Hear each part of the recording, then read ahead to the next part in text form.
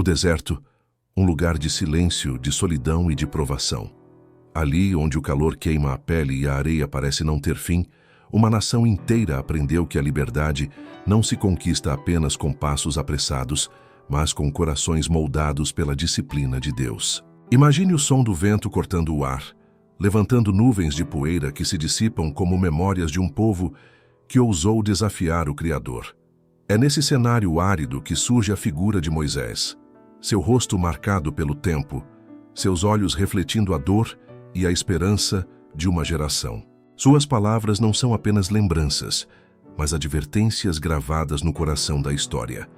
E os dias que caminhamos, desde Cádiz Barneia até que passamos o ribeiro de Zered, foram 38 anos, até que toda aquela geração dos homens de guerra se consumiu do meio do arraial, como o Senhor lhes jurara. Assim também foi contra eles a mão do Senhor, para os destruir do meio do arraial até os haver consumido.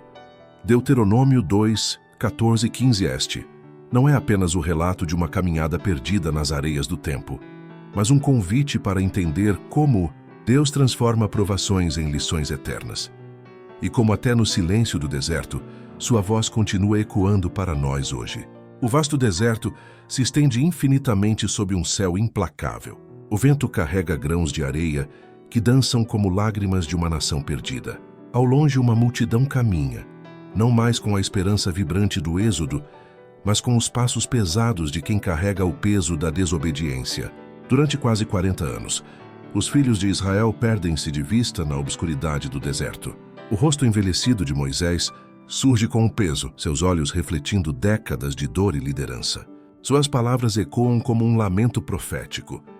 E os dias que caminhamos, desde Cádiz Barneia até que passamos o ribeiro de Zered, foram 38 anos, até que toda aquela geração dos homens de guerra se consumiu do meio do arraial, como o Senhor lhes jurara. Assim também foi contra eles a mão do Senhor, para os destruir do meio do arraial até os haver consumido. Deuteronômio 2, 14 e 15. Uma nação inteira sendo moldada pela disciplina divina. Durante esses anos, lembrava-se constantemente ao povo que se achavam sob a reprovação divina. Na rebelião em Cádiz, tinham rejeitado a Deus.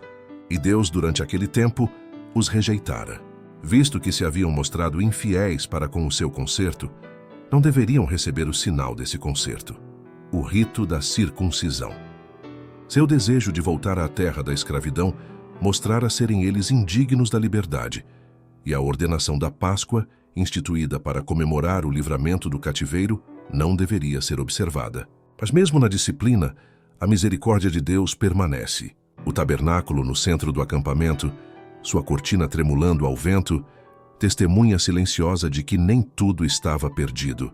Contudo, a continuação do serviço no tabernáculo atestava que Deus não abandonara completamente seu povo, e sua providência supria-lhes ainda as necessidades.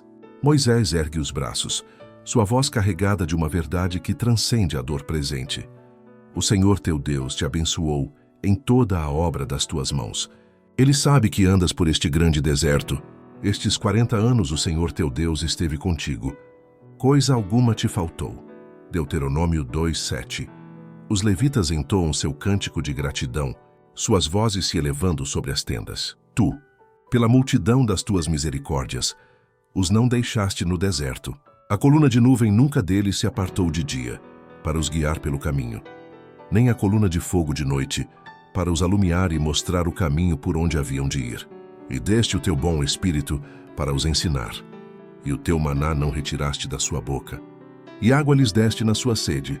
Desse modo os sustentaste 40 anos no deserto. Seus vestidos se não envelheceram, e os seus pés se não incharam. Neemias 9, 19 e 21. Crianças nascem no deserto, crescem sob estrelas infinitas, aprendendo as leis de Deus não em templos de pedra, mas na universidade da natureza selvagem. A peregrinação pelo deserto não foi simplesmente ordenada como um juízo sobre os rebeldes e murmuradores, mas servia à geração que crescia como disciplina preparatória à sua entrada na terra prometida. Moisés, diante de jovens que não conheceram o Egito, fala com a ternura de um pai e a autoridade de um profeta.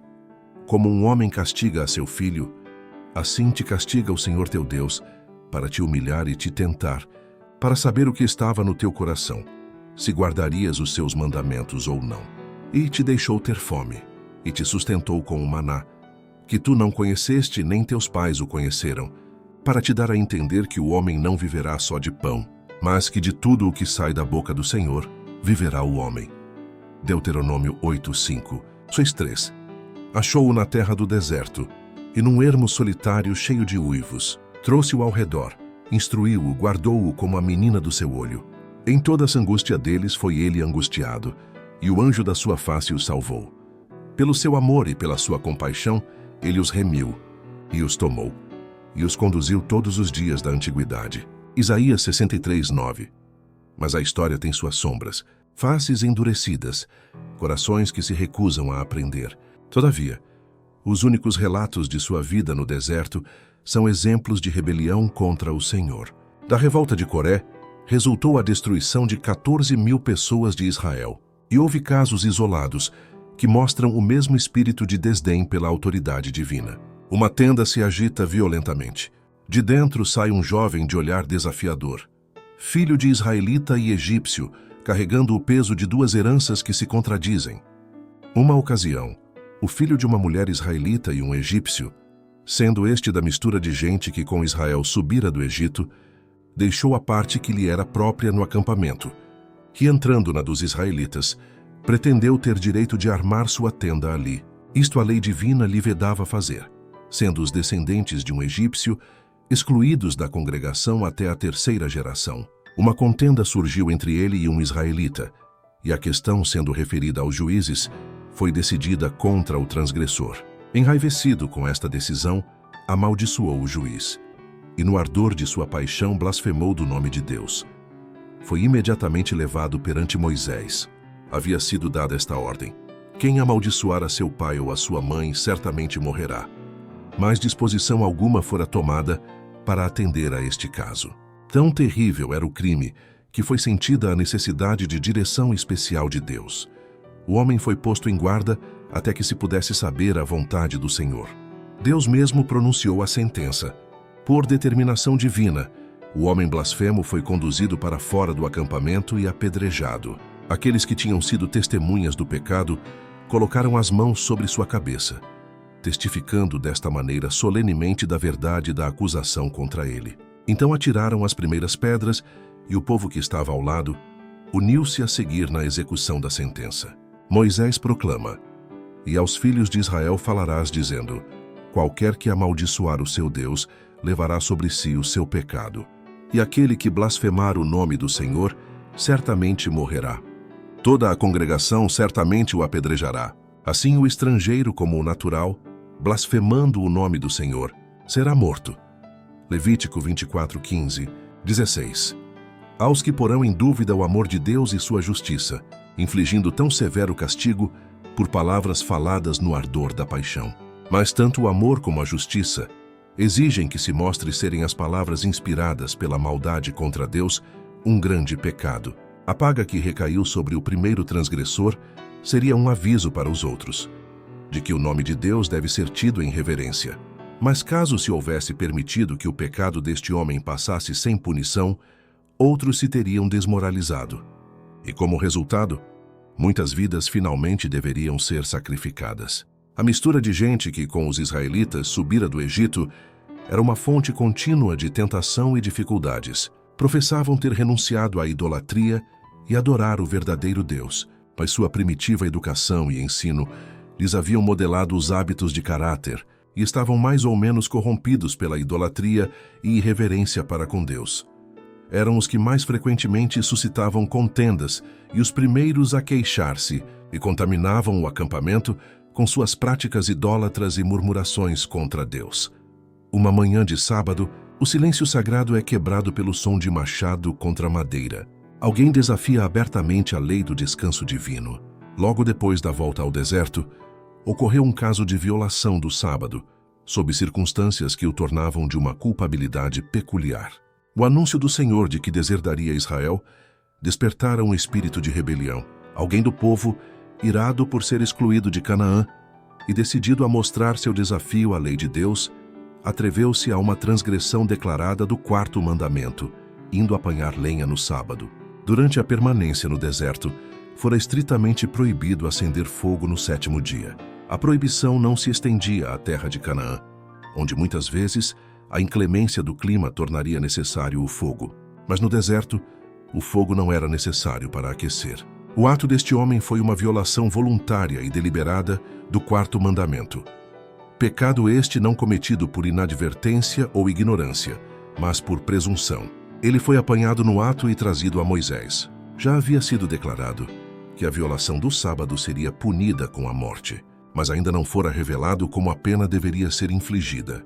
O caso foi levado por Moisés perante o Senhor, que deu esta instrução: certamente morrerá o tal homem.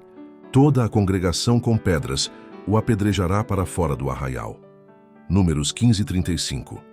Os pecados de blasfêmia e voluntária violação do sábado recebiam o mesmo castigo, sendo igualmente uma expressão de desprezo pela autoridade de Deus. Em nossos tempos, muitos há que rejeitam o sábado da criação como uma instituição judaica e insistem em que, se o mesmo deve ser guardado, a pena de morte deverá ser infligida pela sua violação. Vemos, porém, que a blasfêmia recebia o mesmo castigo que a violação do sábado. Concluiremos, pois, que o 3º mandamento também deve ser posto de lado como aplicável só aos judeus. No entanto, o argumento tirado da pena de morte aplica-se ao 3º, ao 5º, e na verdade a quase todos os 10 preceitos, do mesmo modo que ao 4º. Posto que Deus não castigue hoje a transgressão de sua lei com castigos temporais, sua palavra declara, todavia, que o salário do pecado é a morte, e na execução final do juízo, achar-se-á que a morte é o quinhão daqueles que violam seus sagrados preceitos. Durante todos os 40 anos no deserto, recordava-se semanalmente ao povo a sagrada obrigação do sábado, pelo milagre do maná. Contudo, mesmo isto não os levava à obediência. Se bem que não se atrevessem a uma transgressão tão franca e ousada como a que recebera a assinalada punição, havia, entretanto, grande frouxidão na observância do 4º mandamento. Deus declara pelo seu profeta: profanaram grandemente os meus sábados. Ezequiel 20:13 e 24. E isto se conta entre as razões para a exclusão da primeira geração da terra prometida. Não obstante, seus filhos não aprenderam a lição. Tal foi sua negligência do sábado durante os 40 anos de vagueação que, embora Deus os não impedisse de entrar em Canaã, declarou que deveriam ser espalhados entre os gentios depois de seu estabelecimento na terra prometida. De Cádiz, os filhos de Israel voltaram ao deserto. E terminado o período de sua permanência no deserto, os filhos de Israel, a congregação toda, vieram ao deserto de Zim. No 1º mês, ficou o povo em Cádiz. Números 21. Ali morreu Miriam e foi sepultada. Daquela cena de júbilo nas praias do Mar Vermelho, quando, com cântico e danças para celebrar a vitória de Jeová, saiu Israel até a sepultura no deserto, a qual acabou com o peregrinar de toda a sua vida, tal foi a sorte de milhões que com grandes esperanças haviam saído do Egito. O pecado lhes arrebatara dos lábios a taça de bênçãos. Com tudo isto ainda pecaram, e não deram crédito às suas maravilhas. Vai expondo-os ele à morte. Então o procuravam, e voltavam, e de madrugada buscavam a Deus. E lembravam-se de que Deus era a sua rocha, e o Deus Altíssimo, o seu Redentor. E não voltavam, todavia, a Deus com propósito sincero. Se bem que, quando aflitos por seus inimigos, buscavam auxílio daquele que unicamente poderia livrar.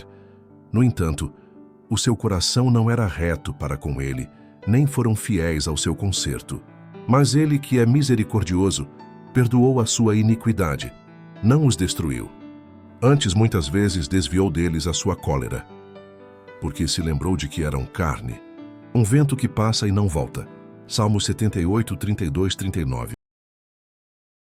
E assim, chegamos ao fim desta jornada pelo deserto, onde vimos a disciplina de Deus moldar corações, a fidelidade divina sustentar uma nação inteira e a esperança se manter mesmo diante das maiores dificuldades. Se este vídeo tocou o seu coração, trouxe reflexão ou renovou sua fé, eu te convido a demonstrar seu apoio. Deixe seu like, compartilhe este conteúdo com amigos e familiares.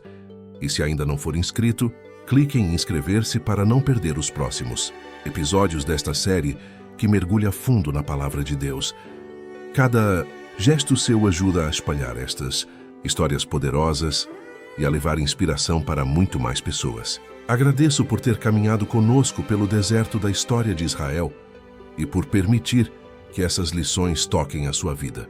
Que a paz e a misericórdia de Deus estejam sempre com você, guiando seus passos assim como guiou o seu povo na jornada para a terra prometida.